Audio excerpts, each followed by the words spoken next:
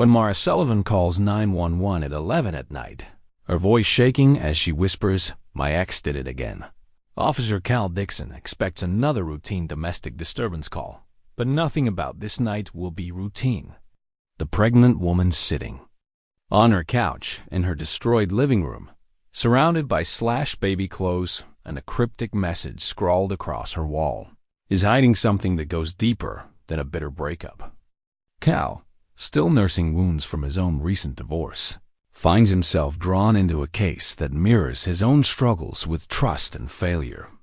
As he pieces together the evidence, he realizes someone has been watching Mara for months, learning her routines, her fears, her secrets. But who's really behind the harassment? And why does Mara seem more terrified of the truth than of her stalker?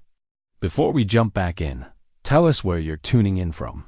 And if this story touches you, make sure you're subscribed, because tomorrow I've saved something extra special for you. The radio crackled to life as Officer Cal Dixon turned onto Maple Street, the familiar weight of 15 years on the force settling into his shoulders like an old coat. The dispatch had been routine domestic disturbance, possible break-in, woman requesting assistance. In his experience, these calls usually meant one of three things: a drunk ex-boyfriend, a neighbor's dog, or someone who'd locked themselves out of their own house. He pulled up to 847 Maple Street, a modest duplex with cream-colored siding and a small front porch that spoke of quiet, working-class dignity. The neighborhood was the kind of place where people knew each other's names but minded their own business, tree-lined. Streets with cars that had seen better years parked in driveways next to children's bicycles and garden hoses. Cal had always liked this part of town. It reminded him of the neighborhood where he'd grown up, before life got complicated, before marriage became a battlefield and divorce papers became the white flag of surrender. As he stepped out of his patrol car, the autumn air carried the scent of wood smoke and dying leaves. The porch light cast long shadows across the small front yard, and Cal could see that the living room window had been shattered, glass fragments glinting like scattered stars on the concrete walkway. His hand instinctively moved to his radio as his training kicked in, but something about the scene felt different. There was a deliberateness to the destruction that spoke of intent rather than rage. The front door opened before he could knock, and Cal found himself looking at a woman in her late 30s with shoulder-length brown hair and eyes that held the kind of exhaustion that came from carrying too much weight for too long. She was noticeably pregnant, maybe 6 months along, and wearing an oversized sweater that couldn't quite hide the protective way she held her arms around her middle. "Officer Dixon?" Her voice was steadier now than it had been on the phone, but Cal could see the tension in the way she gripped the doorframe. "Thank you for coming so quickly." "Ma'am, I'm here about the disturbance you reported. May I come in?" She stepped back, gesturing him into a living room that told a story of violence and violation. The coffee table had been overturned, its contents magazines, a half-empty teacup, reading glasses scattered across the hardwood floor. But it was the nursery visible through an open doorway that made Cal's chest tighten. Tiny clothes had been systematically shredded and strewn about like confetti after a celebration gone wrong. Yellows and greens and soft whites, gender-neutral colors chosen with hope and care, now lay in tatters among the wreckage of what should have been a sanctuary. "My name is Mara Sullivan," she said, settling carefully onto the couch, one hand unconsciously moving to her belly. "I called about my ex-boyfriend, Derek Morrison. He's done this before." Cal pulled out his notebook, a habit that helped him focus when cases felt personal. And this one felt personal in ways he couldn't quite name yet. Maybe it was the way Mara's voice caught when she said the baby's name. Or maybe it was the careful way she arranged herself on the couch, as if she'd learned to take up as little space as possible in the world. "Can you tell me about your relationship with Mr. Morrison? How long were you together?" 2 years. Mara's fingers traced patterns on her sweater, a nervous habit that Cal recognized from his own daughter Emma, though he hadn't seen Emma in 3 months. Not since the divorce papers were finalized, and Sarah decided that Cal's job was too dangerous, too unpredictable, too much of everything that made a marriage unstable. We broke up about 6 months ago, right around the time I found out I was pregnant. Is Mr. Morrison the father? The question hung in the air like smoke, and Cal watched as something shifted in Mara's expression. Not quite fear, but something close to it. No, she said quietly. He's not. Cal made a note but didn't press. He'd learned that people revealed their truths in their own time, and pushing too hard too fast usually meant getting half the story or no story at all. Instead, he walked to the shattered window, examining the glass pattern the break came from. Outside, that much was clear, but the force and angle suggested something thrown rather than kicked or punched, as Mr. Morrison made any direct threats against you or your unborn child. Not exactly threats, Mara said, and Cal heard the careful parsing of words that came with experience, more like promises. He said he'd make sure I understood that I couldn't just walk away from what we had, that some things don't stay buried no matter how far you run. The phrase nagged at him, some things don't stay buried. It sounded rehearsed, like something she'd been told to remember word for word. Cal had heard enough domestic cases to know that abusers rarely spoke in metaphors. They were usually more direct, more crude, more immediate in their threats. He moved to examine the wall where Mara had mentioned seeing a message. There, spray-painted in red letters that had dripped like blood before drying, were the words, "You can't hide forever." The paint was fresh, still tacky to the touch, and applied with the kind of steady hand that suggested planning rather than passion.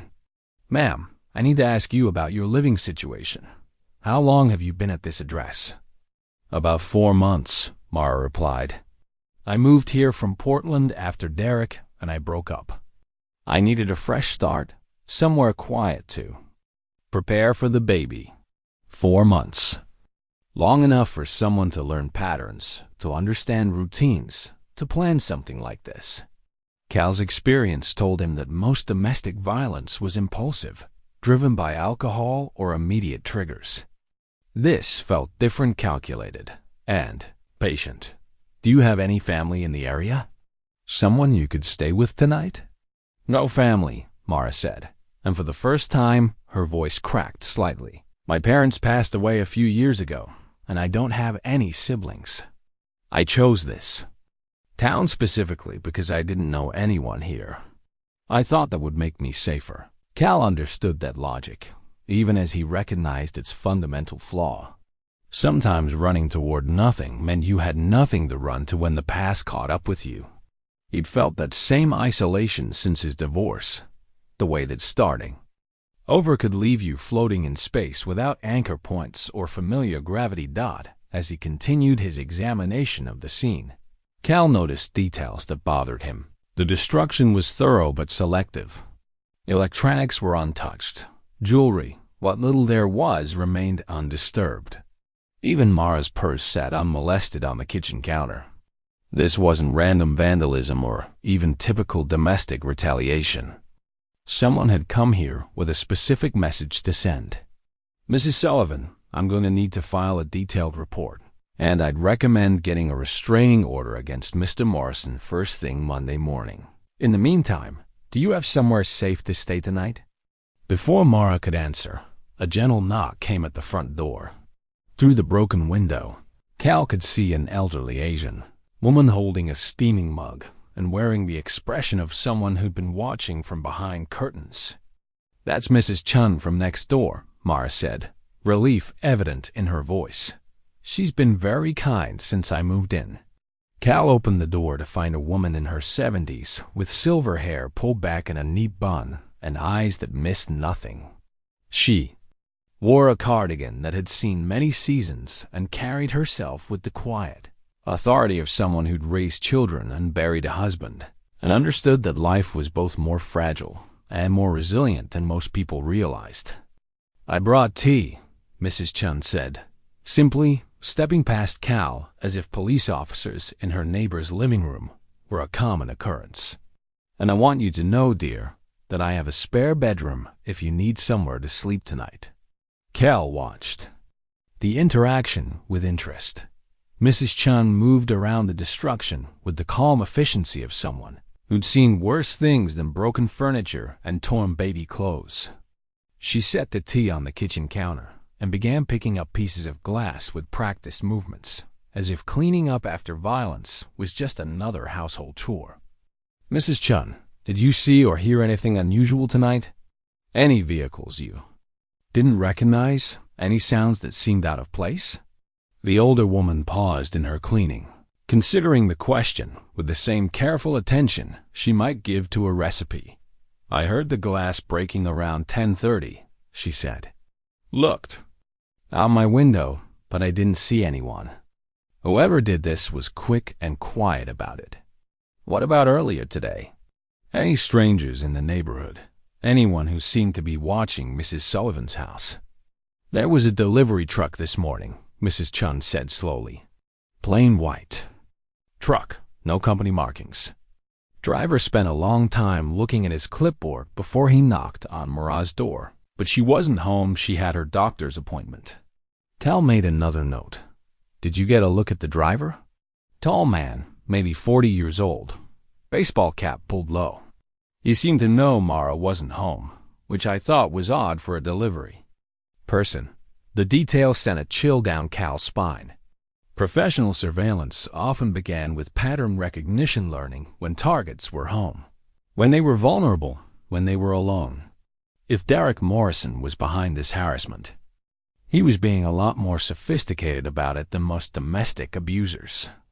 "Mrs. Sullivan, I'm going to need Derek Morrison's contact information and last known address. I'll be paying him a visit tomorrow to discuss his whereabouts tonight." Mara provided the information without hesitation, which told Cal something important.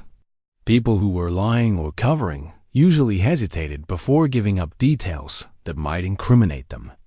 Mara seemed genuinely convinced that Derek was responsible, even if Cal was beginning to suspect the situation might be more complicated than a simple case of ex-boyfriend harassment.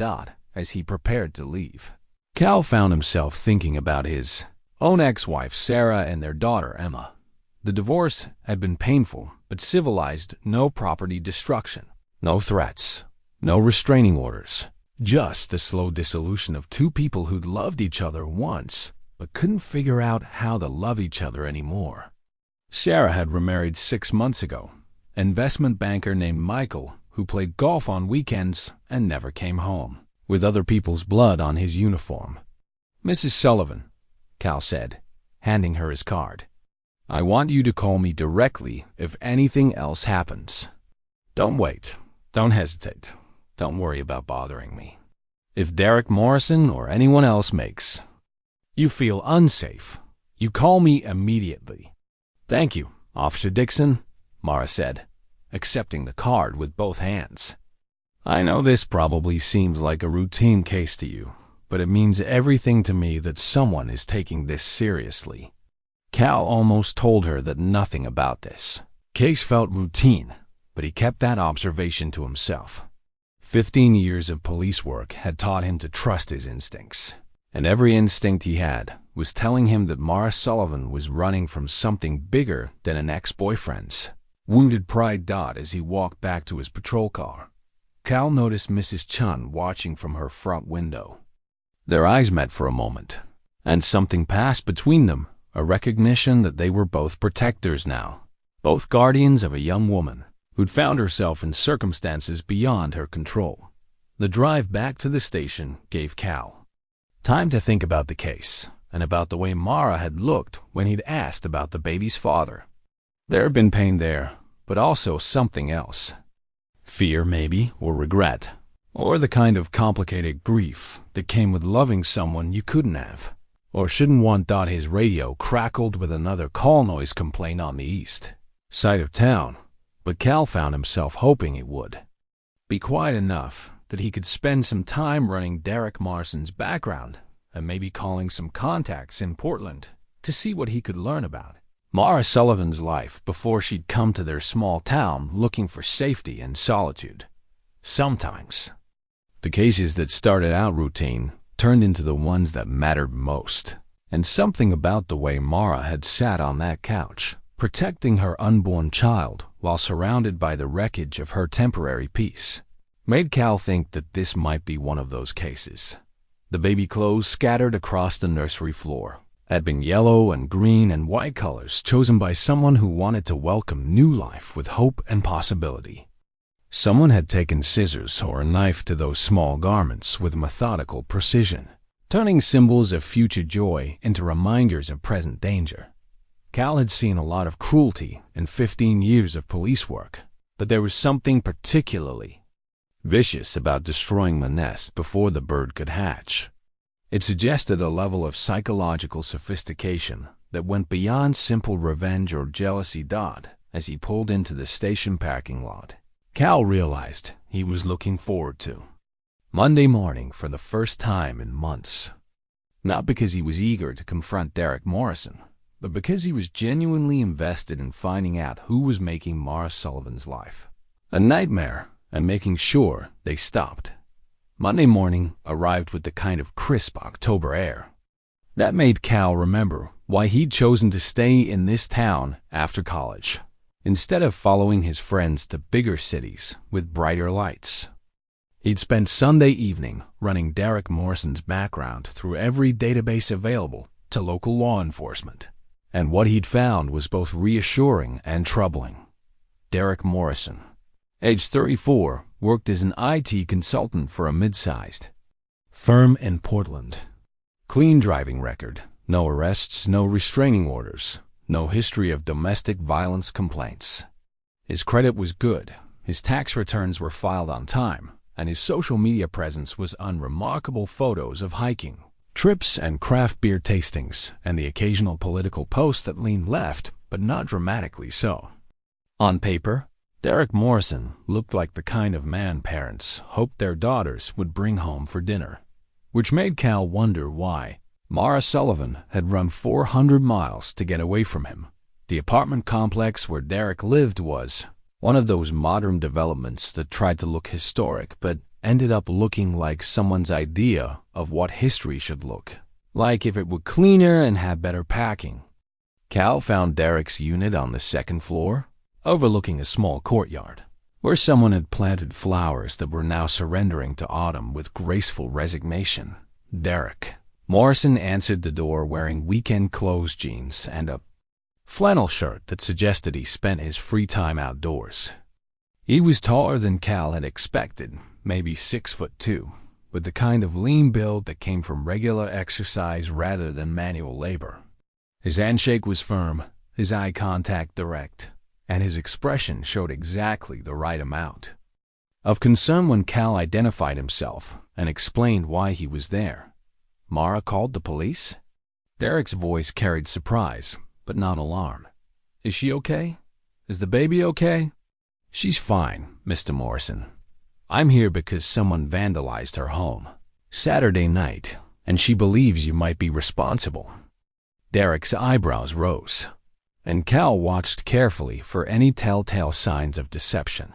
The quick look away, the defensive posture, the too quick denial. Instead, Derek stepped back and gestured for Cal to come inside. Officer, I think there's been a misunderstanding. I haven't been anywhere near Mara since she left Portland 6 months ago. I haven't called her, texted her, or tried to contact her in any way. The apartment was neat without being obsessive, comfortable without being expensive. Books lined one wall, mostly technical manuals, mixed with some literary fiction and hiking guides. A guitar sat in one corner, well used but cared for. The kitchen counter held the remains of what looked like a healthy breakfast and a coffee mug that declared its owner to be world's most adequate employee. Cal pulled out his notebook. Can you tell me about your relationship with Miss Sullivan? How you met, how long you were together, how the relationship ended. Derek settled into a chair across from Cal, running his hands through hair that was just beginning to show threads of silver at the temples. We met at a coffee shop in Portland about 2.5 years ago. She was working as a graphic designer for a marketing firm, and I was contracting with them to upgrade their computer systems. We started talking about books she was reading, something by Margaret Atwood, and I made a comment about dystopian fiction being the literature of the anxious age. There was something in Derek's tone when he talked about meeting Mara, a warmth that suggested genuine affection rather than possessive obsession. Cal had interviewed enough domestic abusers to recognize the difference between love and ownership, and Derek's voice carried the former rather than the latter. How would you describe your relationship? Good, mostly. Mara is incredibly intelligent, funny when she lets herself be, passionate about her work. She has this way of seeing things that I'd never considered, not just design and visual stuff, but life in general. She made me a better person. What about the end of the relationship? Miss Sullivan said you broke up around the time she discovered she was pregnant. Derek's expression shifted, and for the first time, Cal saw something that looked like pain. That's not exactly how it happened, officer. Mara left me, very suddenly, without much explanation. One day, we were talking about moving in together, and the next day she was packing her things and telling me she needed space to figure out her life. Did you know she was pregnant? Not until after she left. She called me about a week later to tell me, and to make it clear that the baby wasn't mine. Derek leaned forward slightly, his voice taking on the careful tone of someone who'd rehearsed difficult words. Officer, I love Mara enough to want whatever was best for her, even if that didn't include me.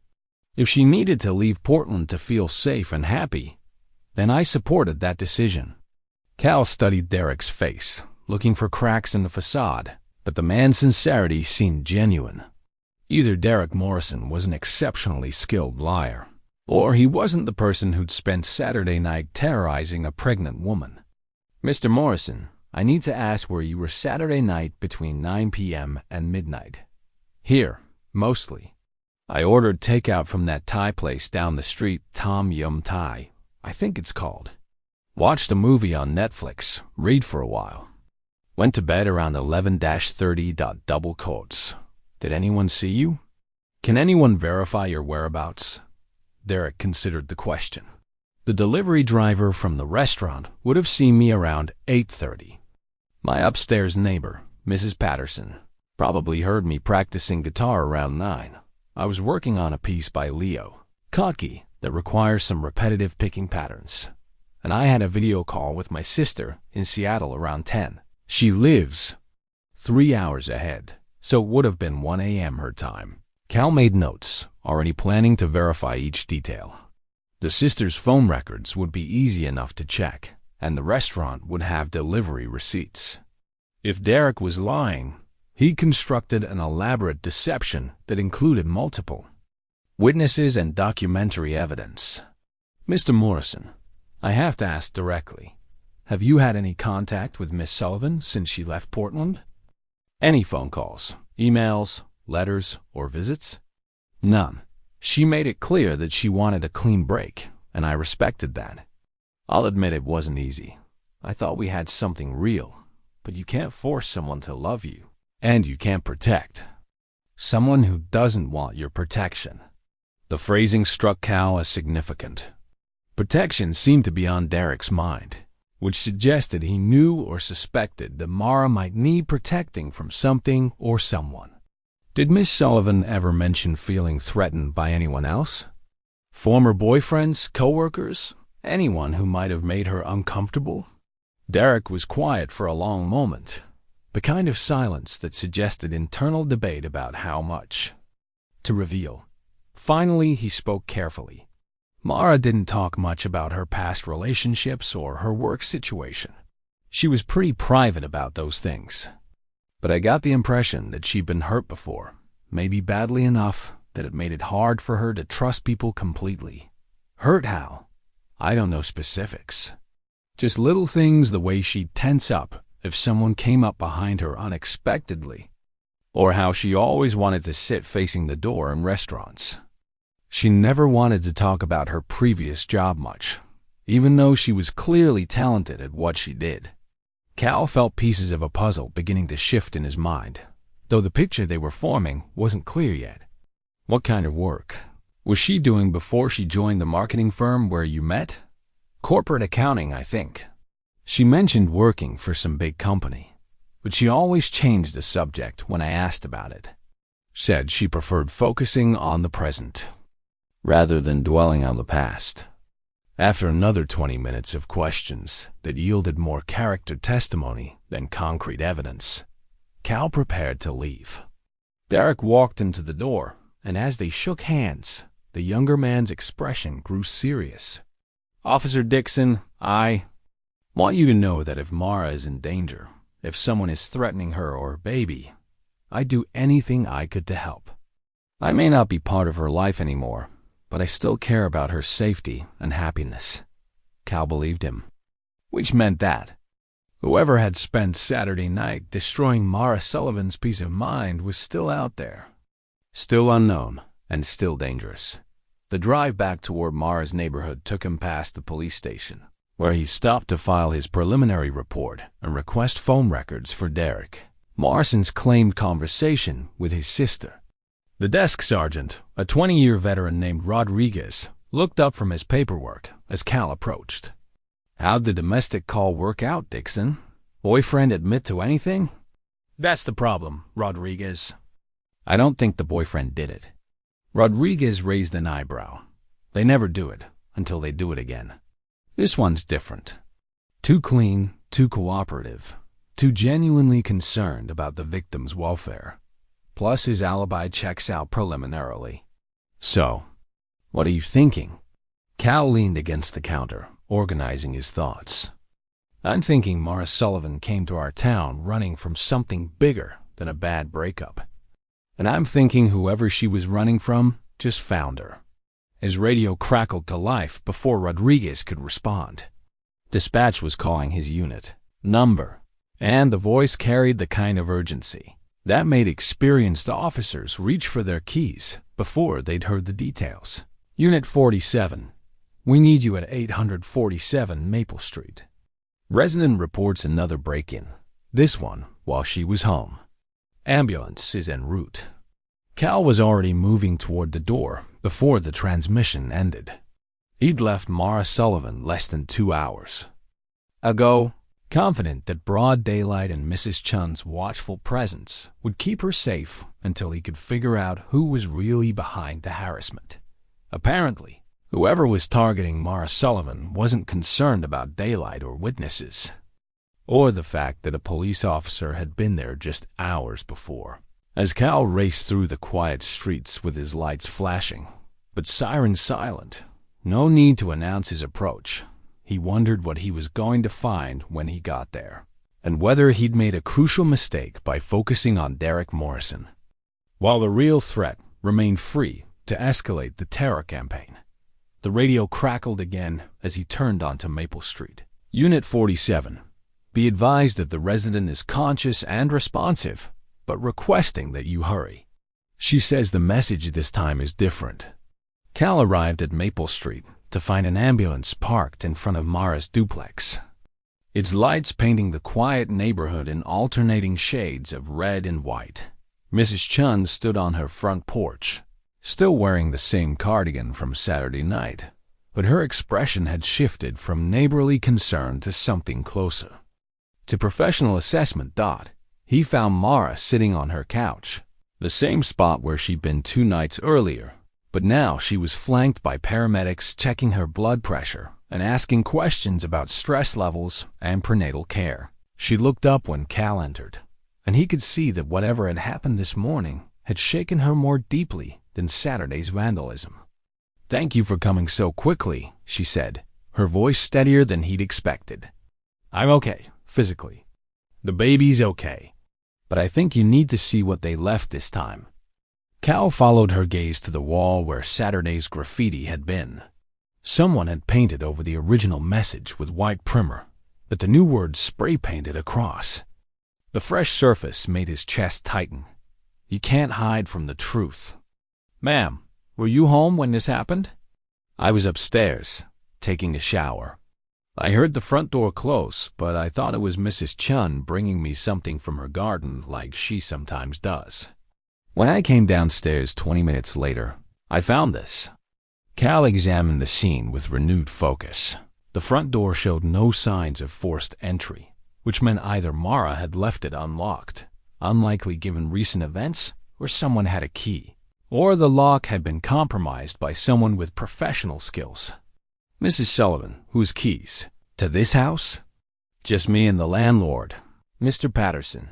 He lives in Florida and handles everything through a property management company. Cal made a note to contact the property management company, but something else was nagging at him. He turned to Mrs. Chun, who had followed him inside and was now studying the new message with an expression that seemed oddly familiar with this kind of situation. Mrs. Chun, you mentioned that you thought it was you coming through the front door. Do you have a key to Mrs. Sullivan's house? The older woman's pause was barely perceptible, but Cal had spent 15 years learning to notice the spaces between words. No, Officer Dixon, I don't have a key. I always knock. It was a true statement that somehow felt incomplete. Cal decided to file that observation for later investigation and focused on the immediate scene. The new message was painted in the same red spray paint as Saturday's graffiti, but the handwriting was different, more controlled, less emotional. It suggested either a different person or the same person operating under very different circumstances. Mrs. Sullivan, I need to ask you directly. Is there anything you haven't told me about your situation? Anyone besides Derek Morrison who might have reason to harass you?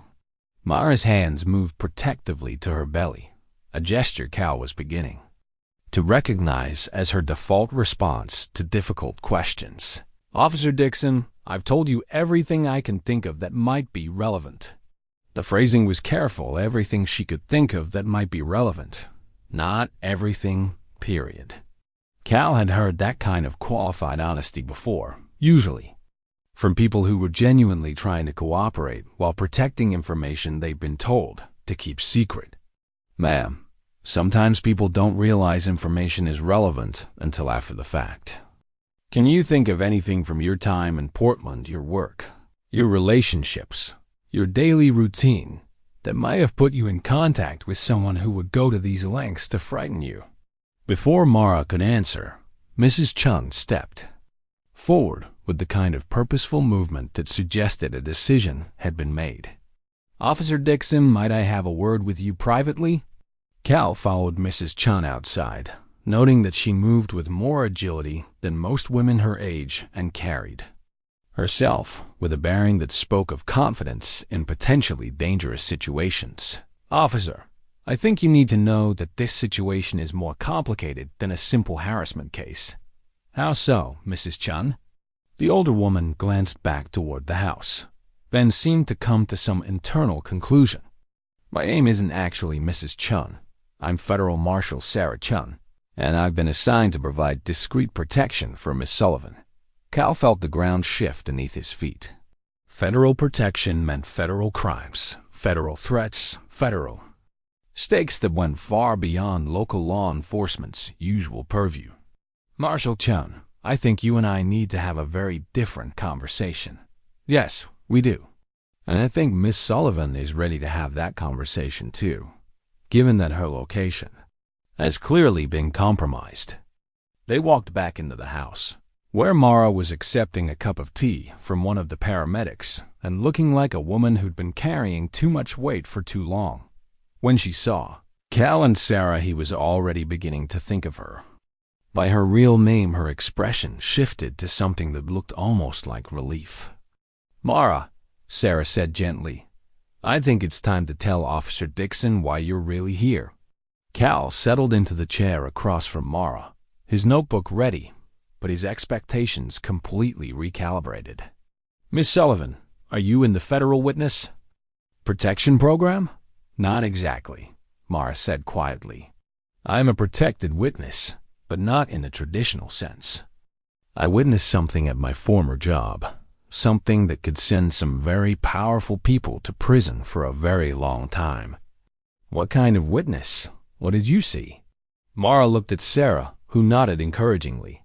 "I was a senior accountant for Webb Industries, a large construction and defense contracting company based in Portland. About 8 months ago, I discovered that the company had been systematically embezzling funds from a veteran support charity they were supposed to be managing." Cal wrote quickly, but his mind was racing ahead to implications and connections. How much money are we talking about? Over $15 million over a period of about 3 years. Money that was supposed to go to housing assistance for homeless veterans, job training programs, mental health services. Instead, it was being funneled through shell companies and ending up in private accounts. Who was responsible for the embezzlement? The company's CEO, Marcus Webb, along with several other executives. When I found the discrepancies and started asking questions, Mr. Webb initially tried to buy my silence with promotions and bonuses. When that didn't work, he began making it clear that my health and safety might depend on my willingness to forget what I'd discovered. Sarah picked up the narrative. Ms. Sullivan came to federal authorities with her evidence about 6 months ago.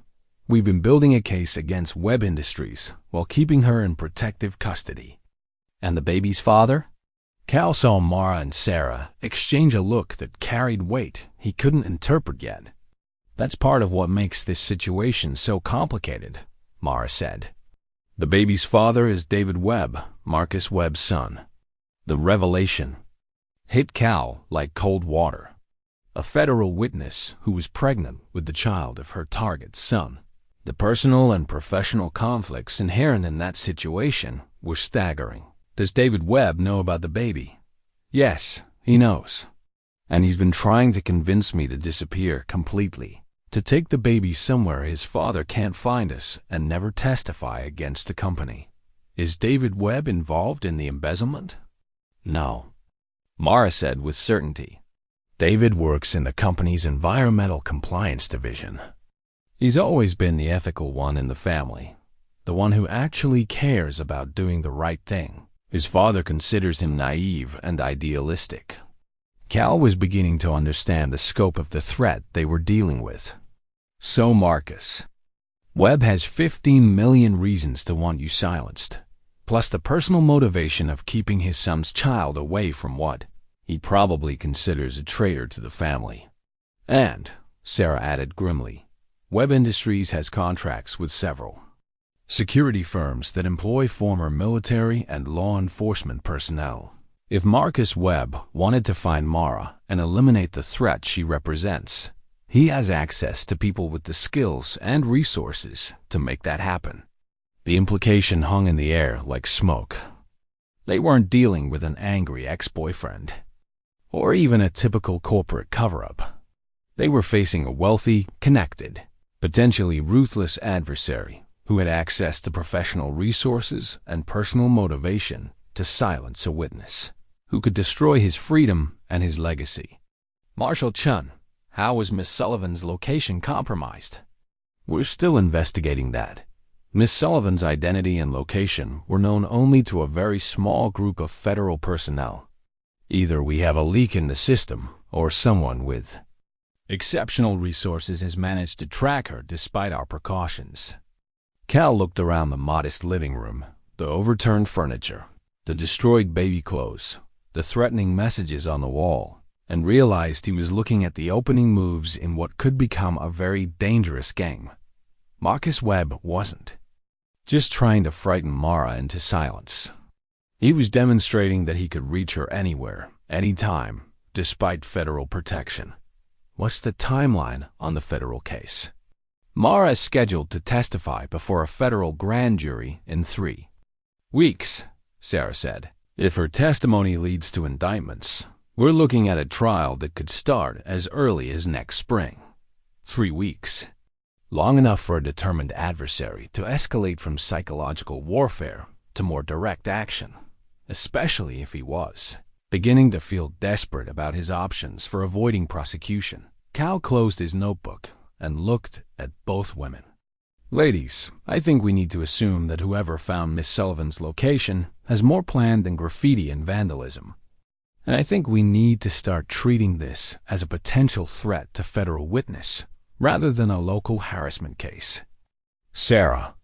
Chung Federal Marshal Sarah Chun. Cal reminded himself, pulled a small device from her purse that looked like a cross between a cell phone and a radio. "I need to contact my supervisors and request immediate backup.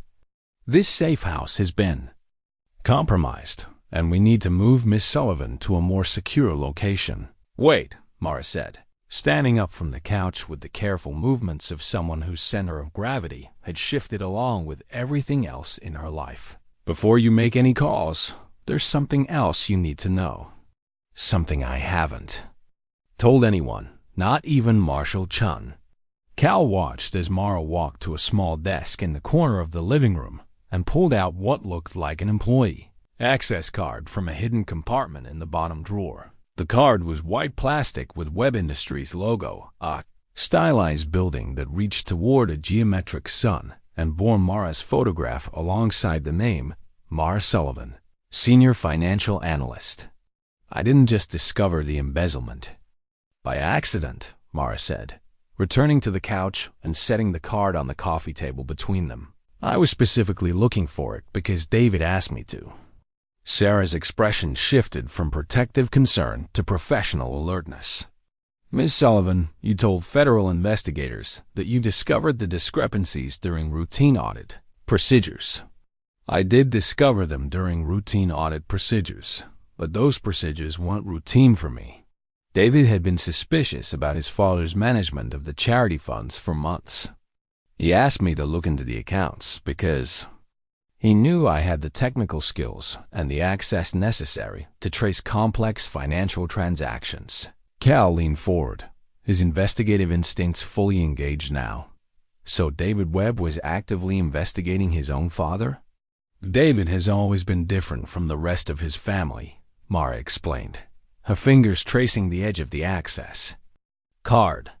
"While his father was building Web Industries into a major defense contractor, David was studying environmental science and pushing the company to adopt sustainable practices. He cared more about the company's impact on communities than its profit margins. And he suspected his father of financial impropriety? David noticed that the charity's reported activities didn't match what he observed when he visited some of the facilities they were supposed to be funding. Housing projects that existed only on paper, job training programs that had no actual participants, mental health clinics that were empty buildings with Web Industries signs in the windows." Sarah set down her communication device, her expression troubled. "Miss Sullivan, this changes the nature of your testimony significantly. You weren't just a whistleblower who stumbled onto evidence of wrongdoing. You were part of an internal investigation. That makes you a much more valuable witness and a much bigger threat to Marcus Webb. It also makes David a target," Mara said quietly, "which is why I haven't told anyone about his involvement. If his father discovers that David was the one who initiated the investigation that led to the federal case, I don't know what Marcus might do to his own son." Cal was beginning to understand the impossible position Mara found herself in. She was carrying evidence that could destroy a powerful man's freedom and fortune. She was pregnant with that man's grandchild, and she was protecting the man she loved from the consequences of doing the right thing. "Miss Sullivan, where is David Webb now? Does he know about the harassment you've been experiencing?" Before Mara could answer, her cell phone buzzed with an incoming text message. She glanced at the screen, and Cal watched her face go pale.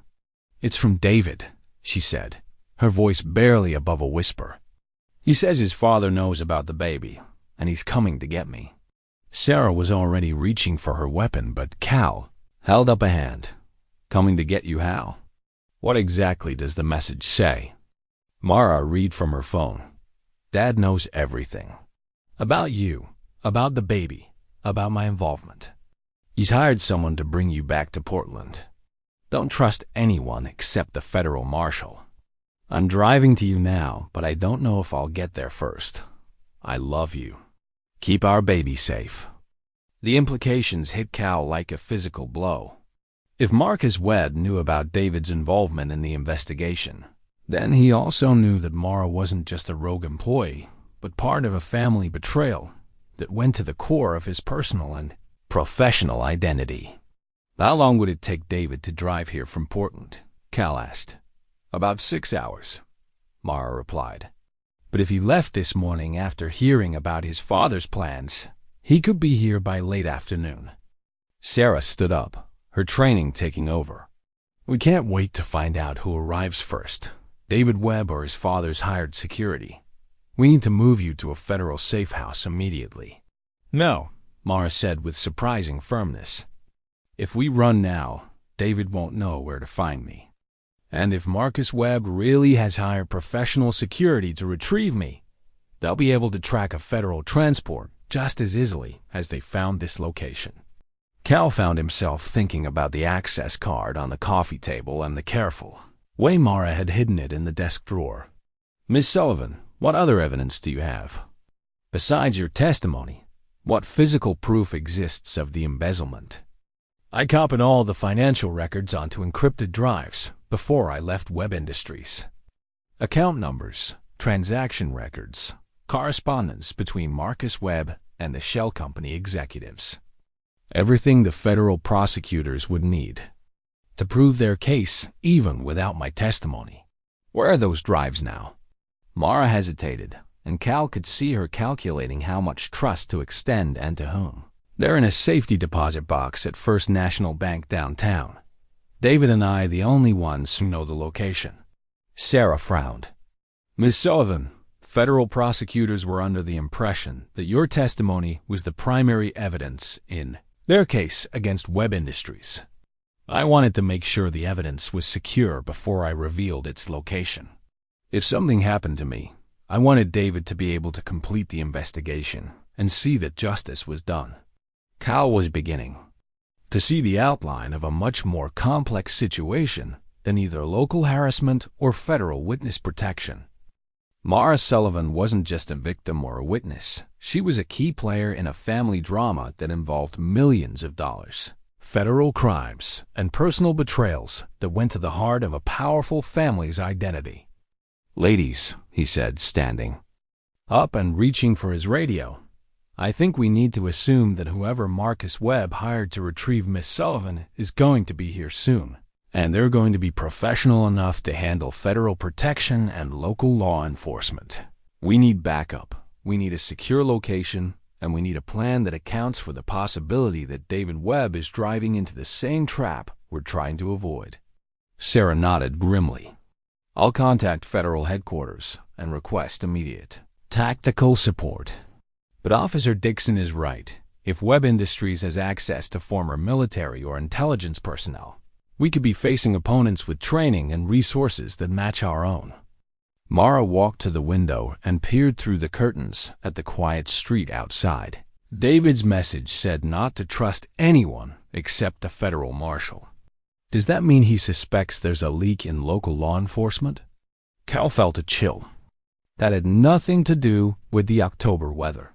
If David Webb suspected corruption in the local police force, it would explain how Marcus Webb's people had been able to track Mara's location and plan their harassment campaign with such precision. Miss Sullivan, has David Webb ever met me or any other local officers? No, but his father has connections throughout Oregon law enforcement through his defense contracts. Webb Industries provides security consulting and equipment to police departments throughout the state. The pieces were falling into place in a pattern that made Cal's stomach tighten. Marcus Webb wasn't just a wealthy executive trying to silence a witness. He was a man with access to law enforcement resources, professional security personnel, and inside knowledge of how federal witness protection operated. And somewhere on the highways between Portland and their small town, David Webb was racing against time to reach the woman he loved before his father's hired professionals could complete whatever mission they'd been given. Cal looked at his watch. 2:15 p.m. If David had left Portland immediately after sending his warning message. He would arrive around the same time that Marcus Webb's people were likely to make their move. The afternoon was about to become very complicated, and Cal realized that his 15 years of local law enforcement experience might not be adequate preparation for what was coming. Cal's radio crackled with an incoming call, just as Sarah finished her encrypted communication with federal headquarters. The voice belonged to Sergeant Rodriguez, but there was something in his tone that made Cal's instincts sharpen.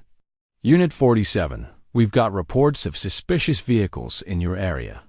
2 black SUVs with tinted windows, Oregon plates, driving slowly through residential neighborhoods. Citizens are reporting they seem to be looking for specific addresses.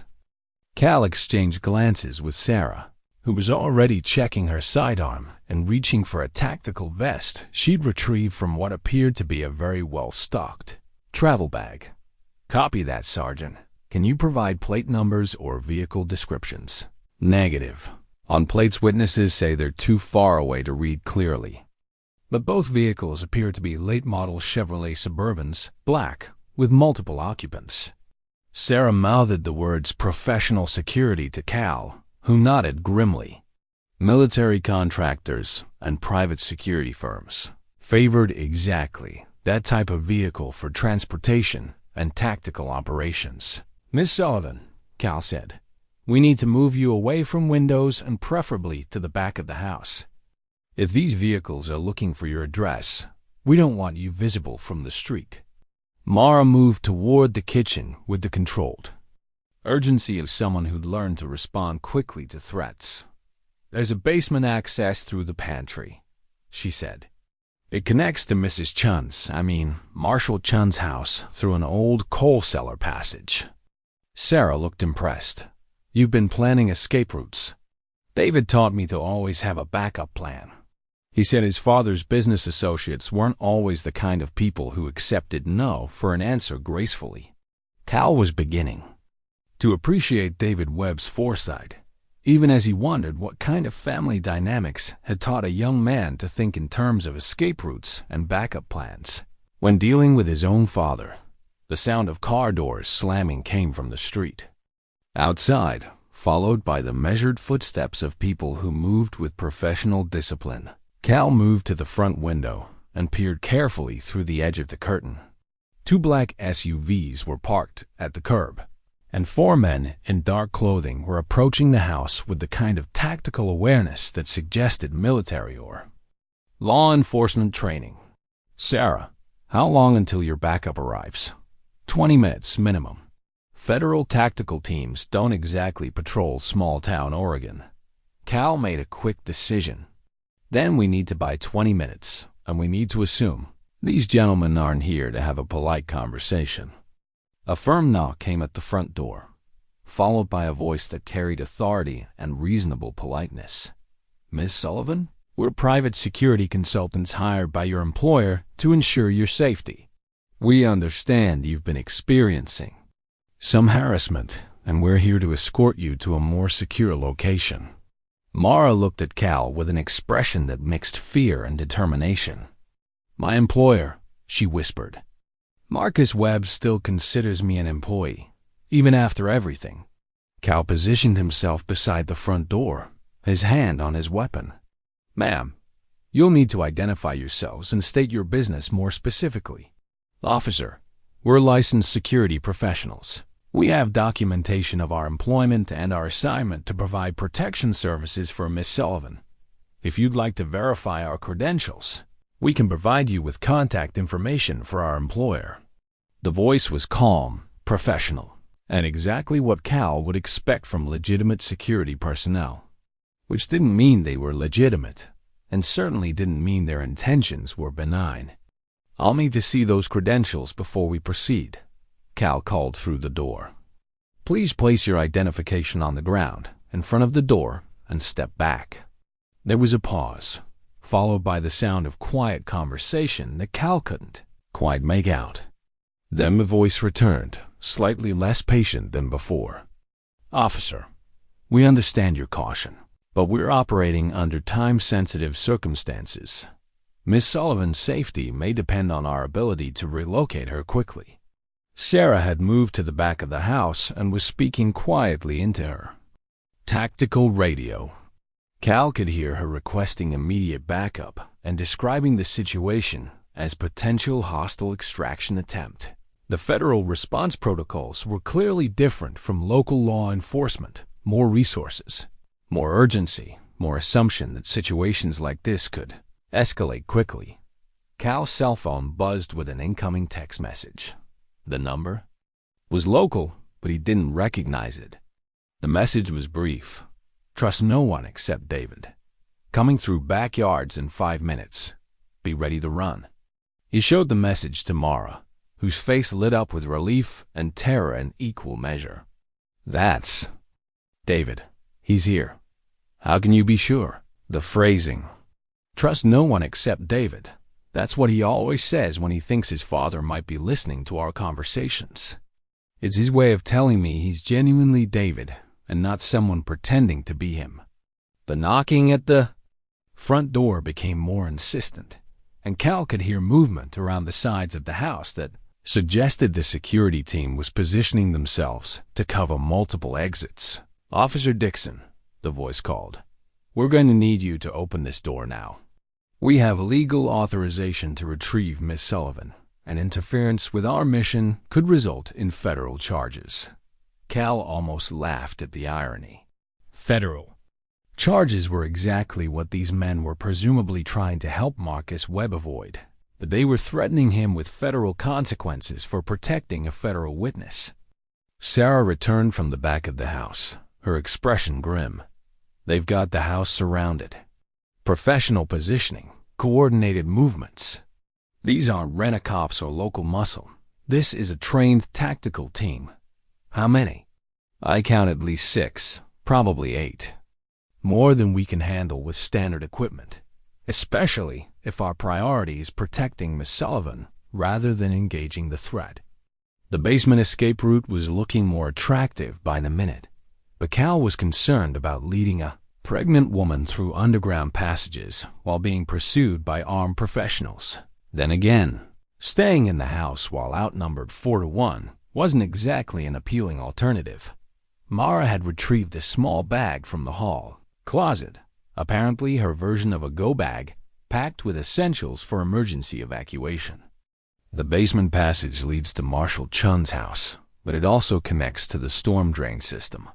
If we can reach the main drainage tunnel, we can get to the park about 6 blocks away without being seen from the street.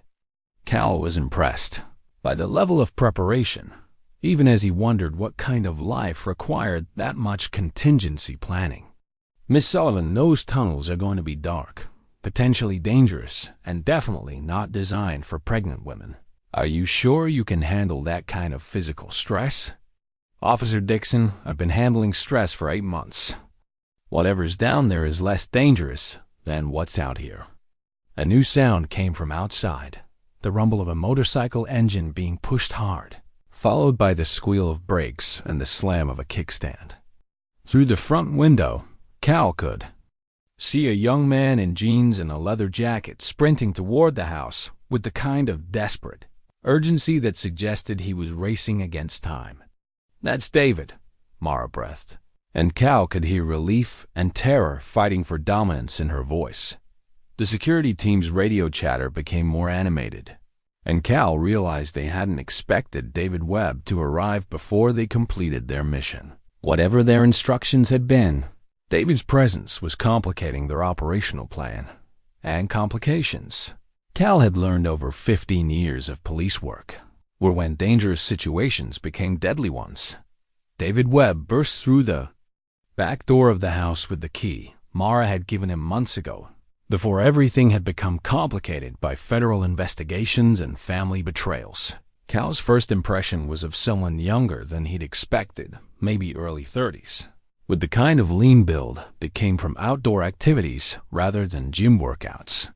His dark hair was disheveled from the motorcycle ride, and his eyes held a particular combination of determination and fear that Cal associated with people who were in over their heads but refusing to quit.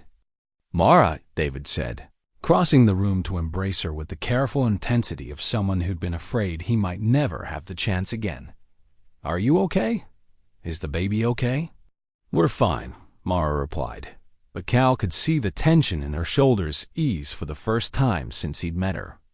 "David, this is Officer Dixon. He's been helping me since Saturday night." David extended his hand to Cal with a firm grip and direct eye contact. "Officer, thank you for protecting her. I know this situation is way outside normal police work. Mr. Webb, your timing is interesting. We've got what appears to be a professional security team surrounding this house, claiming they're here to escort Miss Sullivan to safety on behalf of her employer." David's expression darkened. "My father's people. I was hoping I'd get here first, but I had to take back roads to avoid the main highways. Dad has contacts in state police dispatch. He would have known if I'd been stopped for speeding on the interstate." The casual mention of law enforcement corruption sent a chill through Cal's chest. If Marcus Webb had influence with state police dispatch, what other law enforcement resources might he have access to? "David," Sarah Chen said, introducing herself properly for the first time. "I'm Federal Marshal Chun. Miss Sullivan is under federal protection, and we have tactical support en route. But I need to ask you directly, what are your father's intentions regarding Miss Sullivan?" David ran his hands through his hair, a gesture that spoke of exhaustion and emotional strain. "Marshal, my father doesn't see Mara as a person anymore. He sees her as a problem that needs to be solved, and he's convinced himself that solving the problem is necessary to protect the family business and his legacy." "What kind of solution is he considering?" "Initially, he wanted to pay her to disappear. When that didn't work, he tried intimidation. Now," David paused, seeming to choose his words carefully, "now he's talking about bringing her back to Portland, where she can be properly protected, until after the federal investigation concludes." Cal didn't like the way David had said, "properly protected." It sounded like a euphemism for something significantly less benevolent than witness protection. "And if she refuses to come voluntarily?" "My father has convinced himself that Mara is having some kind of breakdown related to her pregnancy, that she's not thinking clearly about what's best for herself or the baby. He's prepared to have her committed to a private psychiatric facility for her own safety and the safety of his grandchild." The plan was chillingly elegant in its twisted logic. Marcus Webb could present himself as a concerned grandfather trying to protect a mentally unstable pregnant woman from making poor decisions that might harm his unborn grandchild. A private psychiatric facility would be isolated, controlled, and staffed by people loyal to whoever was paying the bills. "David," Mara said quietly, "how did your father find out about your involvement in the investigation?" "Someone told him. Someone who knew about our relationship, knew about the evidence you gathered, and knew about the federal case. Dad confronted me this morning with details that only a few people should have known." Sarah's expression hardened. "Mr. Webb, you suggesting there's a leak in federal law enforcement?" "I'm not suggesting anything, Marshal. I'm telling you that my father quoted specific details from conversations that should have been confidential. Either your operation has been compromised, or someone with access to federal case information has been sharing it with Webb Industries." The implications were staggering. If Marcus Webb had inside information about the federal investigation, he would know about witness protection protocols, safe house locations, and tactical response procedures. He would be able to stay one step ahead of federal authorities while appearing to cooperate with their investigation. Cal's radio crackled again, this time with Sergeant Rodriguez's voice carrying new urgency. "Unit 47, we've got reports of additional vehicles arriving in your area. Witnesses are describing what looks like a coordinated law enforcement operation, but we don't have any units deployed to that location except yourself." Cal felt his stomach drop. If Marcus Webb's people were posing as law enforcement, They could potentially override federal protection protocols and claim jurisdiction over the situation. "Sarah," he said quietly, "how much longer until your tactical support arrives?" 15 minutes, assuming they don't run into any bureaucratic obstacles or jurisdictional challenges. David was listening to their conversation with growing alarm. "My father wouldn't impersonate federal agents. That's too risky even for him. But he does have contracts with several private security firms that employ former FBI and D personnel. If he hired people with legitimate law enforcement backgrounds, they might be able to present credentials that would pass initial scrutiny."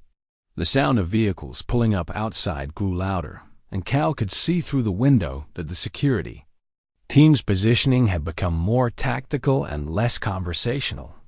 Whatever patient approach they'd initially planned was being abandoned in favor of more direct action. Sarah moved to the back window and spoke quickly into her radio, requesting immediate status updates on federal backup and authorization for emergency extraction procedures. Cal could hear the stress in her voice as she described a rapidly evolving situation that was moving beyond normal witness protection protocols. "David," Mara said, her voice steady despite the chaos building around them, "what does your father think you're going to do?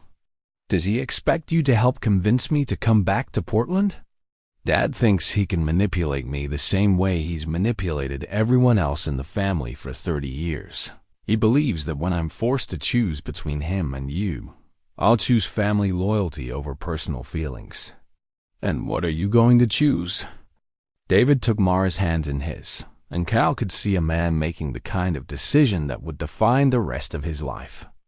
"I'm going to choose our family, Mara. You and our baby and the life we want to build together. My father's version of family loyalty requires me to be complicit in crimes that hurt innocent people. That's not loyalty. That's cowardice." A sharp knock came at the front door, more authoritative than the previous attempts at communication. "Federal agents. We need everyone in the house to come out with hands visible. This is a matter of national security." Sarah's radio crackled with an incoming message that made her face go pale. "Marshal Chun, this is command. Be advised that we have reports of federal agents requesting backup at your location. We have no federal agents deployed to that address. Accept yourself. Consider all claims of federal authority to be potentially fraudulent." Cal realized they were looking at a sophisticated impersonation operation designed to override legitimate federal protection. Marcus Webb's people weren't just trying to retrieve Mara. They were creating a scenario where legitimate law enforcement would be uncertain about who had authority and who was operating under false pretenses. "Ladies and gentlemen," Cal said quietly, "I think we've run out of time for 20 questions. We need to get Ms. Sullivan out of here right now, and we need to assume that anyone we encounter outside this house is potentially hostile until proven otherwise." David was already moving toward the basement access in the pantry. "The tunnel system is our best option. Once we're underground, we can move without being tracked by vehicles or visual surveillance." As they prepared to descend into darkness, Cal couldn't help thinking that this was exactly the kind of situation his police academy training had never covered.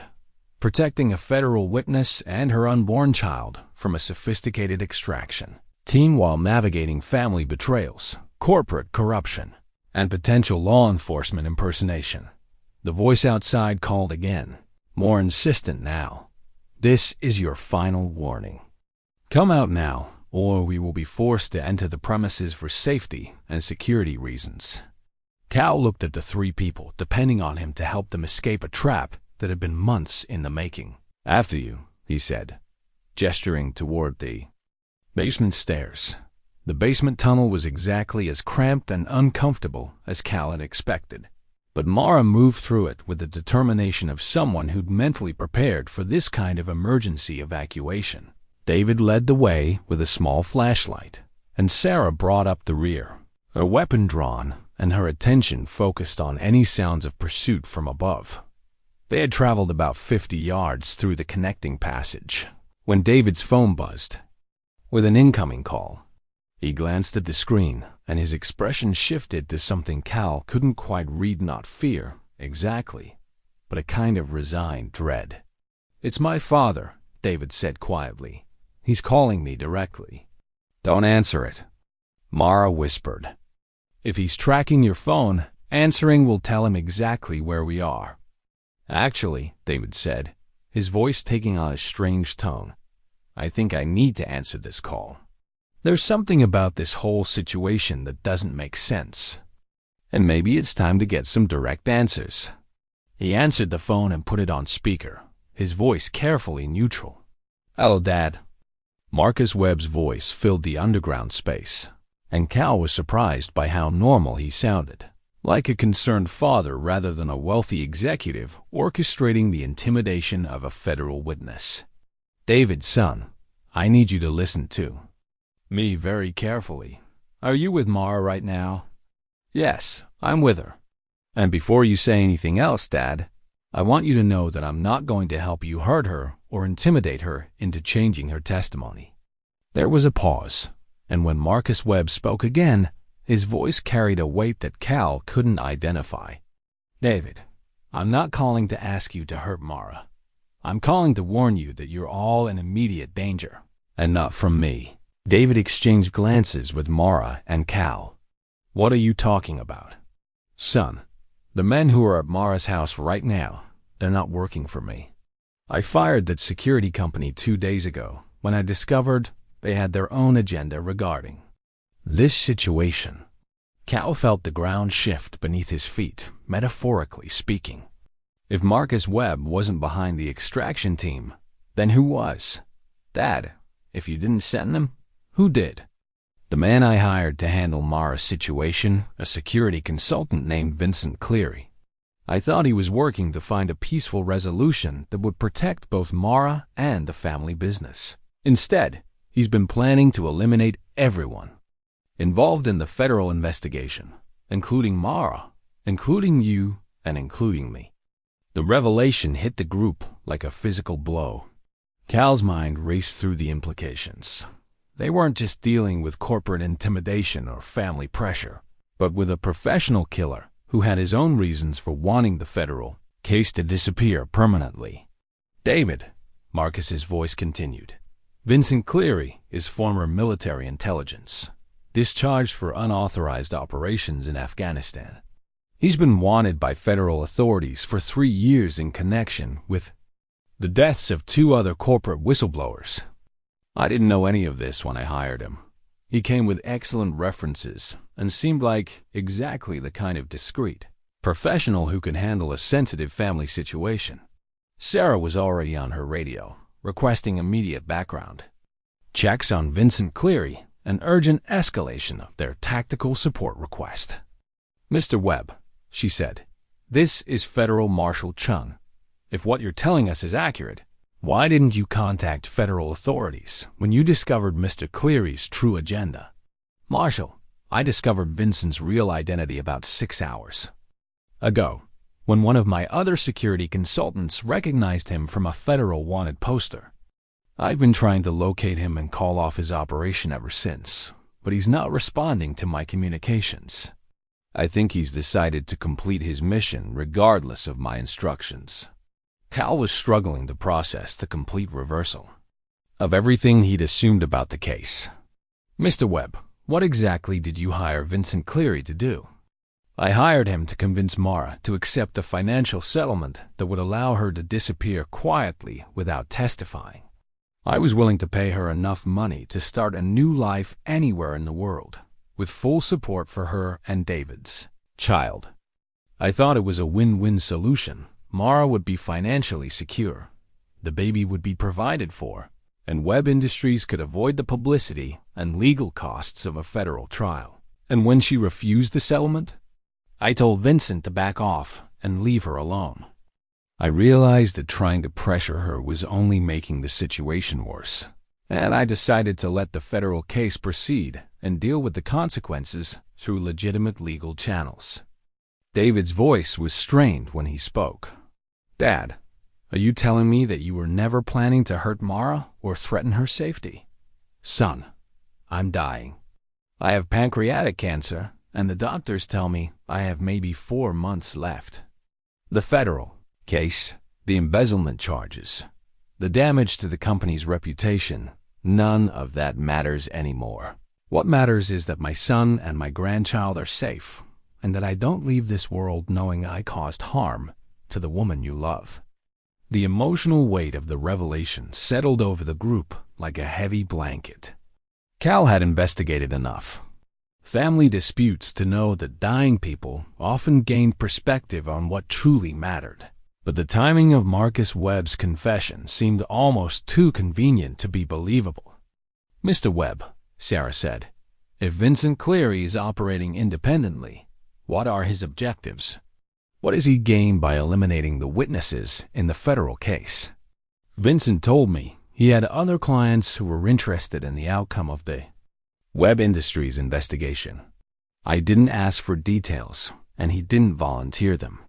But I think there are other companies, other executives, who are concerned that a successful prosecution of Webb Industries might lead to broader investigations of defense, contractor financial practices. Cal was beginning to see the scope of what they were dealing with. Vincent Cleary wasn't just a rogue security consultant. He was eliminating witnesses on behalf of multiple clients who had reasons to fear federal scrutiny of their own operations. Dad, David said, where are you right now? Are you safe? I'm at the Portland office, under protection from a legitimate security firm that I hired after I discovered Vincent's real identity. David, I need you to know that I've already contacted federal authorities and provided them with all the evidence I have regarding Vincent Cleary's activities. I've also prepared a full confession regarding the embezzlement at Webb Industries. Mara's testimony is no longer necessary to convict me. I'm going to plead guilty and cooperate fully with federal investigators. Mara spoke for the first time since the call began, her voice thick with emotion. Marcus, why are you doing this? Why are you confessing now? Because I want my son to have a father he can be proud of, even if it's only for a few months. And because I want my grandchild to grow up knowing that their grandfather tried to do the right thing in the end, even if he made terrible mistakes along the way. The sound of movement in the tunnel behind them interrupted the conversation. Sarah held up a hand for silence and listened intently. Footsteps moving carefully but steadily in their direction. David, Marcus's voice carried new urgency. Vincent's. People have found the tunnel system. You need to get to the surface and find federal protection immediately. I'm sending you coordinates for a federal safe house about 20 miles from your location. How do you know about the federal safe house? Cal asked suspiciously. Because I've been working with federal authorities for the past 6 hours to coordinate Mara's protection. Marshal Chun, check your secure communications. You should have updates from your command structure confirming my cooperation. Sarah checked her tactical radio and nodded grimly. Confirmed. Federal Command reports that Marcus Webb contacted them this morning with intelligence regarding a rogue security operative targeting federal witnesses. The footsteps behind them were getting closer, and Cal could see flashlight beams beginning to penetrate the darkness of the tunnel. Ladies and gentlemen, we need to move. Now. They resumed their underground journey with new urgency, but Cal's mind was racing with the implications of everything they'd learned. Marcus Webb wasn't the primary threat, Vincent Cleary was. And Vincent Cleary had resources, motivation, and professional skills that went far beyond corporate intimidation. As they approached what David indicated was the exit point into the storm drain system, Cal realized they were no longer just protecting a federal witness from corporate retaliation. They were protecting a pregnant woman and her unborn child from a professional killer who had decided that eliminating witnesses was more profitable than protecting them. The game had changed completely, and Cal wasn't sure any of them were prepared for the new rules they were playing by. The storm drain system opened into a concrete channel, that ran beneath the downtown area, wide enough for maintenance vehicles, but dark enough to conceal their movement from surface surveillance. Cal helped Mara navigate the uneven footing while David used his phone's GPS to guide them toward the federal safe. House coordinates his father had provided. Sarah's radio crackled with updates that painted an increasingly complex picture of the situation above ground. Marshal Chun, this is command. We have confirmation that Vincent Cleary is wanted in connection with 4 federal witness deaths over the past 2 years. Tactical teams are en route to your location, but be advised that Cleary has demonstrated exceptional skill at counter-surveillance and tactical evasion. Copy that, command. What can you tell us about his operational methods? Cleary specializes in eliminating targets while making their deaths appear accidental or unrelated to their witness status. Previous victims died in car accidents, home invasions, and medical emergencies that were later determined to be induced. He's extremely careful about avoiding direct confrontation with law enforcement. Cal felt his protective instincts sharpen. Vincent Cleary wasn't just a killer. He was a patient, methodical professional who planned his operations to minimize risk and maximize plausible deniability. That kind of adversary was infinitely more dangerous than someone operating out of passion or desperation. Sarah, Cal said quietly, if Cleary specializes in making deaths look accidental, why is he using such an obvious tactical approach today? The black SUVs, the coordinated team, the impersonation of federal agents, none of that fits his usual pattern. Sarah considered the question as they navigated around a maintenance ladder that led to a street-level access point. You're right. Cleary's normal methods would involve patient surveillance, followed by an opportunity that looks like bad luck or poor timing. This operation feels rushed, almost desperate. David had been listening to their conversation while monitoring his father's text messages for updates. Maybe that's because his timeline has been accelerated. If my father contacted federal authorities this morning and provided evidence of Cleary's activities, then Cleary knows his cover is blown and his other clients are at risk of exposure, which means he needs to eliminate all the witnesses quickly before federal authorities can connect him to his previous victims. Mara said, her voice steady despite the stress of their underground flight. The storm drain system led them through the heart of the downtown area, past foundations of buildings that housed the bank where Mara's evidence was stored, the courthouse where she would have testified, and the police station where Cal had filed his initial reports about her harassment case. The irony wasn't lost on him. They were literally underground, hidden beneath the institutions that were supposed to provide justice and protection. Sarah's radio crackled again. Marshal Chun, be advised that we've lost contact with the tactical team that was en route to your location. Their last transmission indicated they were responding to a multi-vehicle accident on Highway 18 that required immediate medical assistance. Cal felt his stomach tighten. Sarah, what's the probability that accident was a coincidence? In my experience, Officer Dixon, coincidences involving federal tactical teams usually aren't coincidental. David stopped walking and turned to face the group, his expression grim. Cleary's forcing us into a specific location, isn't he? He's eliminated our backup, compromised our safe house, and funneled us into this drainage system where we have limited mobility and no communication with the surface. Sarah checked her tactical radio and confirmed what Cal had begun to suspect.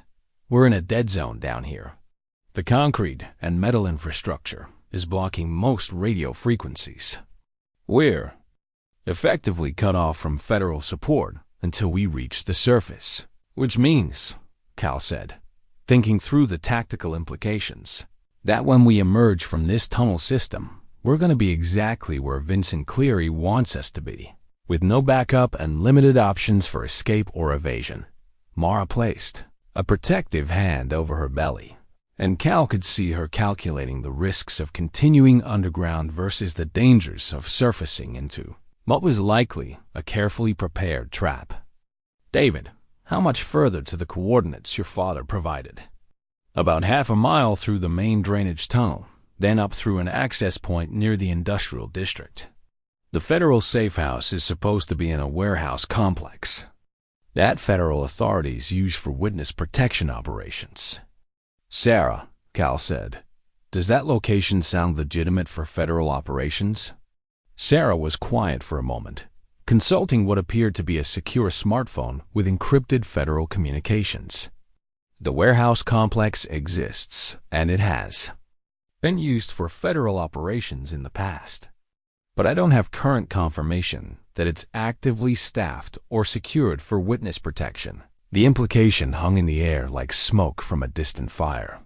They were being directed toward a location that might be legitimate federal property, but which might also be the perfect setting for Vincent Cleary to complete his mission while maintaining the appearance of a tragic accident or security breach.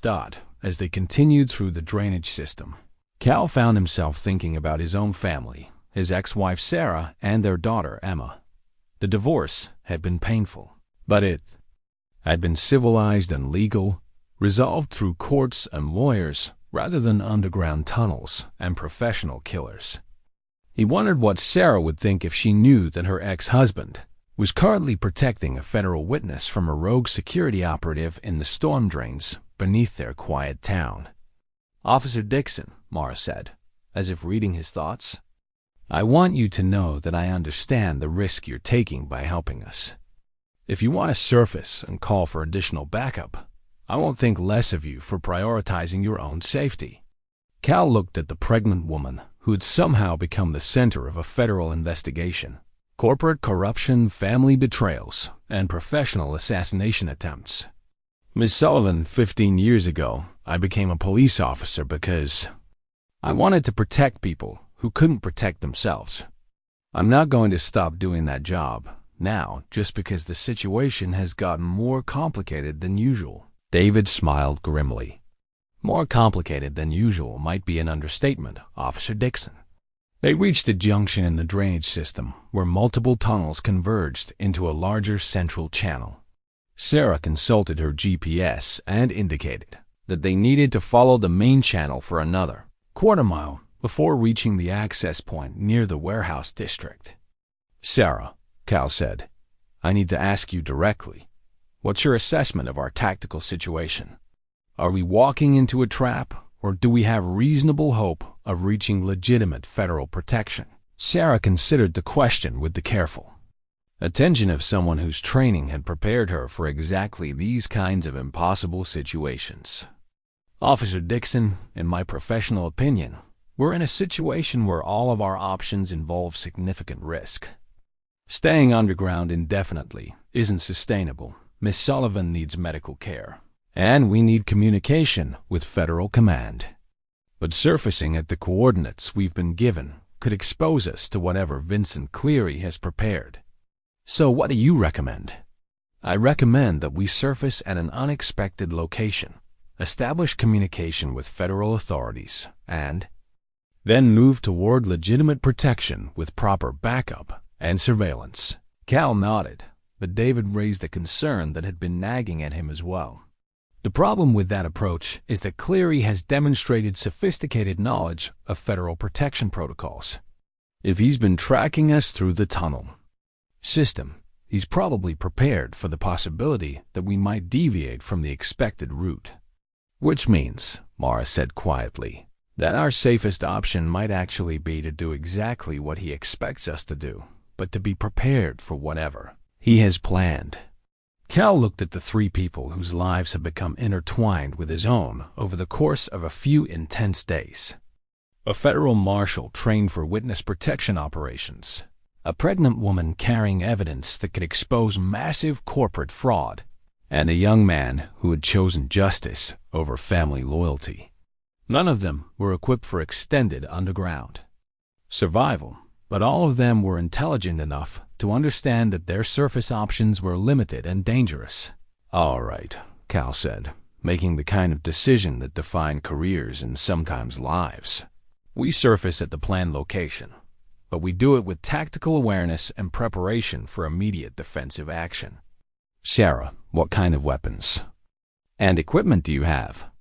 Standard federal protection package, sidearm, tactical radio, emergency medical kit, and limited ammunition.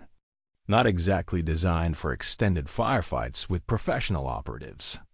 Cal checked his own equipment, service pistol, radio, handcuffs, and the kind of basic emergency gear that local law enforcement carried for routine patrol duties. Against Vincent Cleary's resources and training, it felt like bringing a pocket knife to a gunfight. "David," he said, "what about you? Any military training, weapons experience, or tactical knowledge that might be useful?" "Boy Scout camping and some recreational hiking. I'm afraid my background in environmental compliance didn't include combat training." Cal almost smiled at the understatement. They were about to face a professional killer with limited weapons. No backup and a pregnant woman to protect, but at least they had environmental compliance expertise and Boy Scout camping skills. As they approached the access point that would take them back to the surface, Cal realized that the next few minutes would determine whether this case ended with successful witness protection or with 4 more names added to Vincent Cleary's list of eliminated threats. The metal ladder leading to street level loomed ahead of them like a gateway between the relative safety of underground concealment and the unknown dangers of whatever Vincent Cleary had prepared in the world above. Cal climbed the ladder first, his service weapon drawn as he carefully pushed open the heavy metal access cover. The late afternoon sun temporarily blinded him after hours in the underground darkness, but his ears immediately picked up the sound that made his blood run cold. Complete silence. The warehouse district should have been alive with the normal sounds of industrial activity, trucks loading and unloading, machinery operating, workers calling to each other across loading docks. Instead, the area was as quiet as a cemetery, which told Cal everything he needed to know about Vincent Cleary's preparation and resources. He gestured for the others to remain below while he conducted a quick visual assessment of their immediate surroundings. The access point had brought them up in an alley between 2 large warehouse buildings, with clear sight lines to the street in both directions. Too clear, in Cal's opinion. If Vincent Cleary had positioned surveillance, they would be visible the moment they emerged from the underground system. Sarah climbed up beside him, her federal training evident in the way she immediately began scanning for tactical threats and escape routes. "It's too quiet," she said, confirming Cal's assessment. "Even if Cleary cleared the immediate area, we should be hearing traffic, aircraft, something from the surrounding city." Cal helped Mara and David emerge from the access point, noting that Mara moved with increasing difficulty as the stress and physical demands of their underground journey took their toll on her pregnancy. They needed to reach legitimate safety soon, before exhaustion and medical complications added to their list of immediate concerns. David consulted his phone for the coordinates to the federal safe house, but his expression grew troubled as he studied the GPS display. "The warehouse we're supposed to reach is about 3 blocks from here, but the route takes us through completely open ground with no alternative paths." "A killing field," Sarah said grimly. "Cleary's herded us exactly where he wants. U.S., and now he's forcing us to cross terrain where we'll be completely exposed." Cal's radio crackled with static, and for a moment he thought they might have regained communication with dispatch. Instead, a voice he didn't recognize came through. The speaker calm, professional, and carrying the kind of authority that suggested military training. "Officer Dixon, this is Vincent Cleary. I believe you're currently protecting a federal witness who has information that my clients consider problematic." Cal exchanged glances with Sarah, who was already attempting to triangulate the radio transmission to determine Cleary's location. "Mr. Cleary, this is Officer Dixon. I'm going to need you to identify yourself more specifically and state your business." "My business, officer? is to resolve a situation that has become unnecessarily complicated due to federal interference with legitimate corporate security operations. The phrasing was carefully chosen to sound reasonable and professional, but Cal had heard enough criminal justifications over 15 years to recognize the underlying threat. Mr. Cleary, if you have legitimate business concerns, I'd recommend addressing them through appropriate legal channels rather than through radio communications with local law enforcement. Officer Dixon, I'm going to offer you and the federal marshal a professional courtesy. You have approximately 10 minutes to withdraw from this area and allow me to complete my assignment. In exchange, I guarantee your personal safety and will ensure that your departments receive commendations for your assistance in a successful federal operation. Cal felt his temper flare at the casual arrogance of the offer. Mr. Cleary, I'm going to offer you a professional courtesy in return. You have approximately 5 minutes to surrender yourself to law enforcement before this situation escalates beyond your ability to control it. Cleary's laugh came through the radio with the kind of confidence that suggested he held significant tactical advantages. Officer, I appreciate your dedication to duty, but you're outgunned, outnumbered, and operating in terrain that I've had several hours to prepare. Your best option is to withdraw and let professionals handle this situation. Sarah was studying the warehouse buildings around them with increasing urgency. Cal, he's right about being outgunned and outnumbered. Professional operatives like Cleary don't work alone, and they don't engage in extended radio conversations unless they're buying time for final positioning. David had moved to the corner of the building and was peering carefully around the edge toward the street. There are vehicles moving into position, black SUVs, same as the ones at Mara's house. They're setting up what looks like a perimeter around this entire block.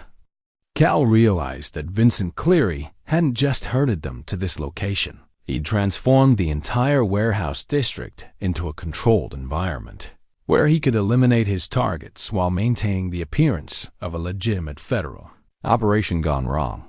Mara, Cal said, how are you holding up? Can you handle running if we need to move quickly? Mara's face was pale with exhaustion and stress, but her voice remained steady. Officer Dixon, I've been running for 8 months. I can run a little further if it means keeping my baby safe. Cal's radio crackled again, this time with a different voice, younger, less confident, but equally professional. Dad, this is David. Webb Jr., I'm in position at the coordinates you provided, but I don't see any federal agents or legitimate security personnel.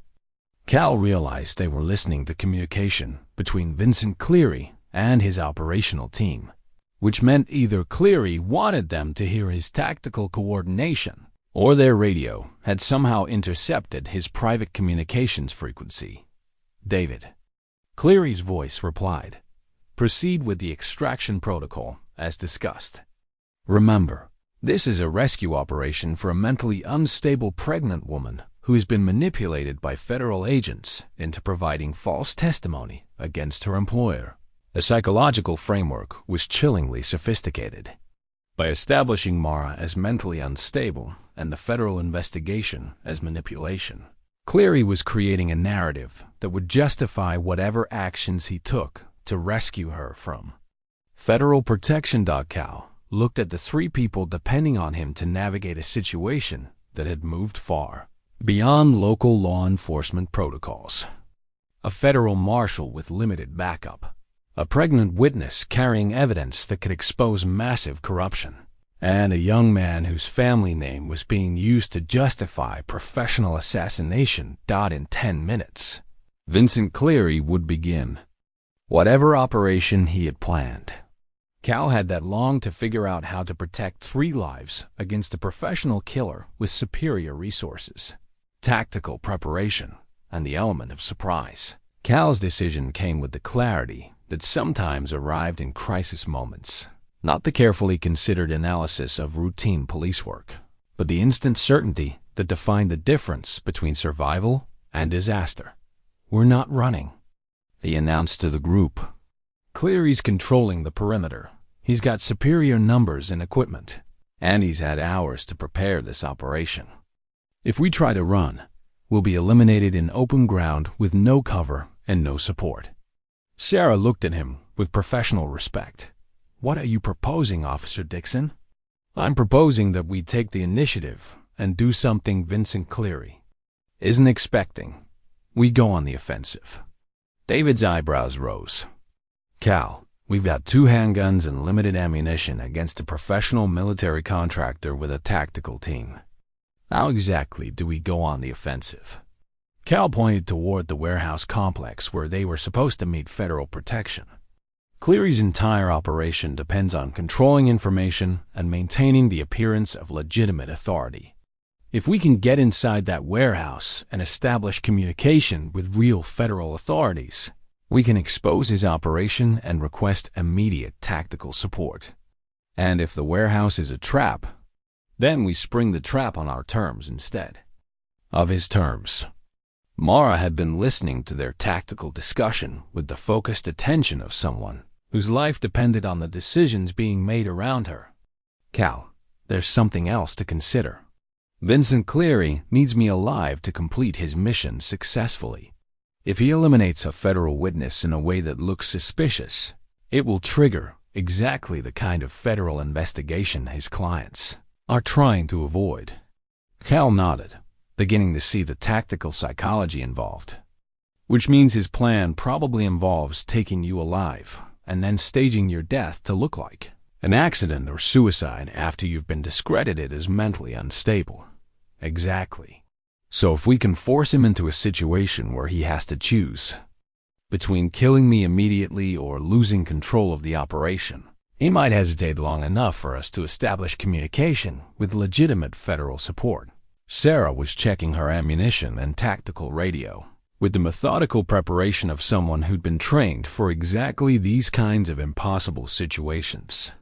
It's a reasonable strategy, but it depends on reaching that warehouse before Cleary's team can establish complete tactical control. Cal looked at his watch. 4:47 p.m. Vincent Cleary had given them 10 minutes, which meant they had approximately 6 minutes to cross 3 blocks of open ground, breach whatever security Cleary had established around the warehouse, and hope that federal authorities were monitoring communications frequencies in their area. David, Cal said, I need you to call your father and tell him to contact federal authorities immediately. Give them our exact location and inform them that Vincent Cleary is conducting an illegal operation targeting federal witnesses. David was already dialing, but his expression grew troubled as the call connected. Dad, we need you to contact federal authorities right now. And what? What do you mean he's not responding? Marcus Webb's voice was barely audible through the phone speaker, but Cal could hear enough to understand that their situation had become even more complicated. David, Vincent called me 20 minutes ago. He said he'd completed the operation successfully and that Mara was in federal custody. He thanked me for my cooperation and told me that the Webb Industries investigation would be concluded quietly through plea agreements.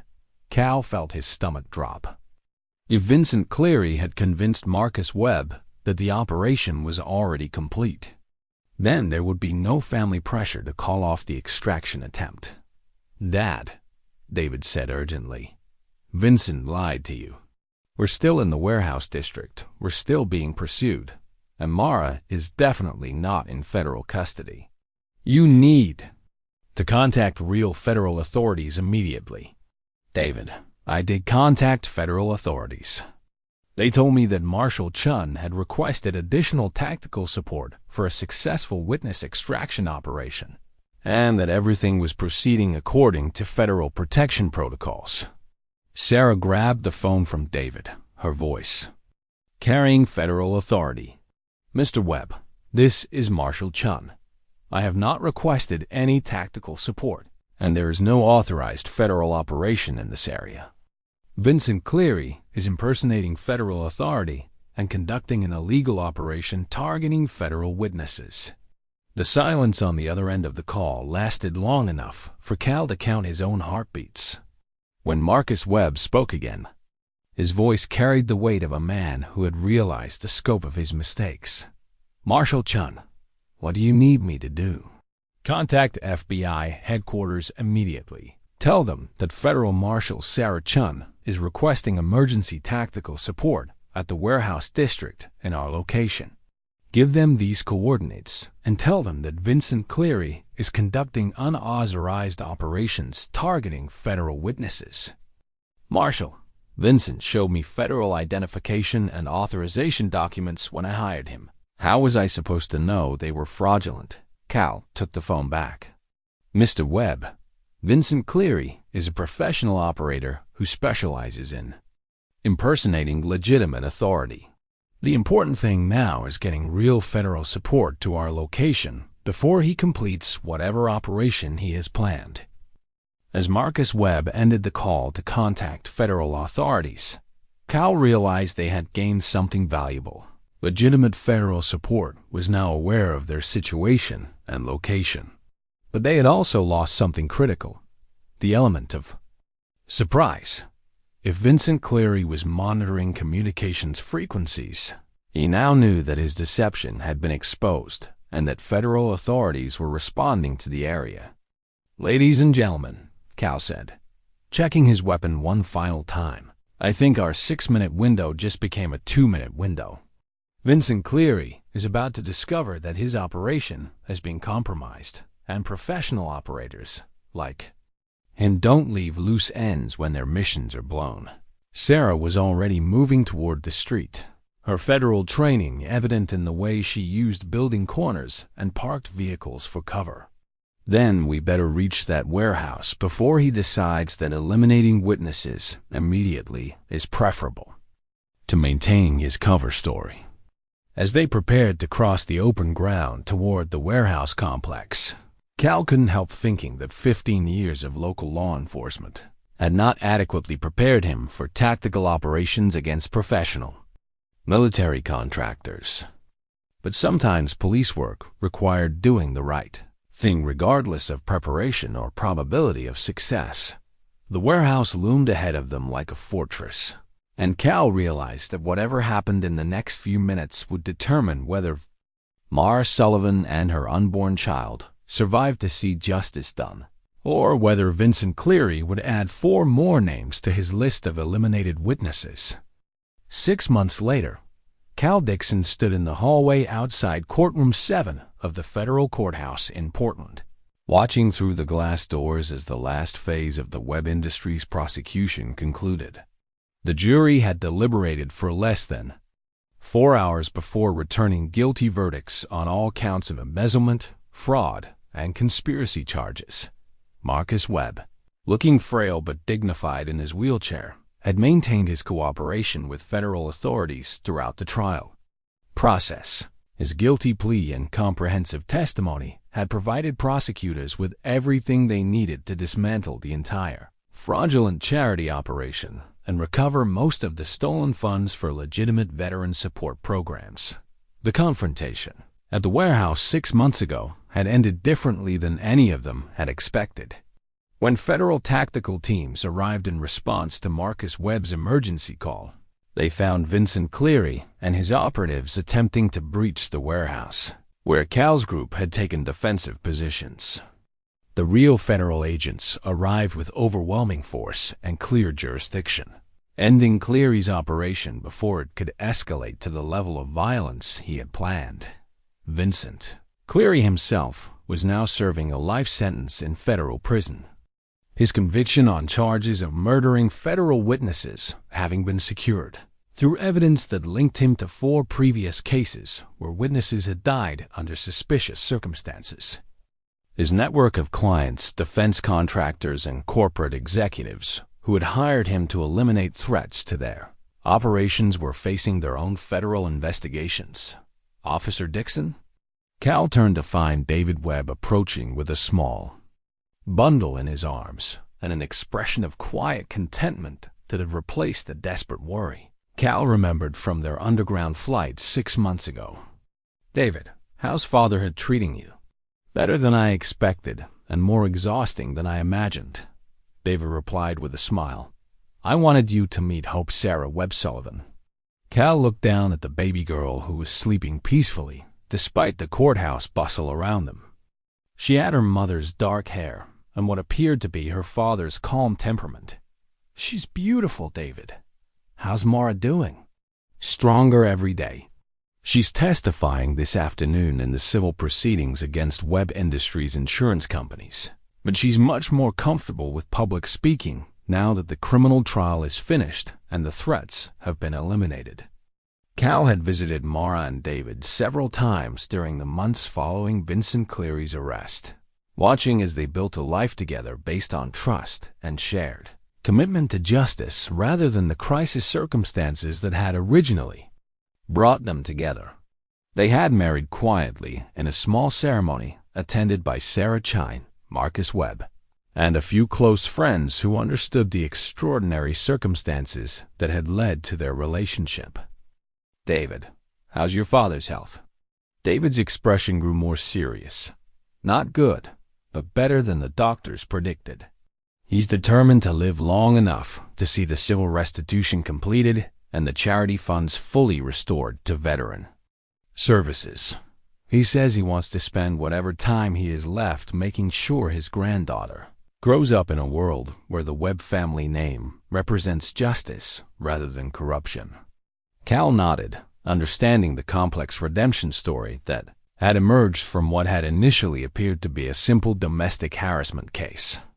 Marcus Webb's terminal cancer diagnosis had provided him with perspective on what truly mattered, and his cooperation with federal authorities had transformed him from primary defendant to star witness in the prosecution of a much larger conspiracy.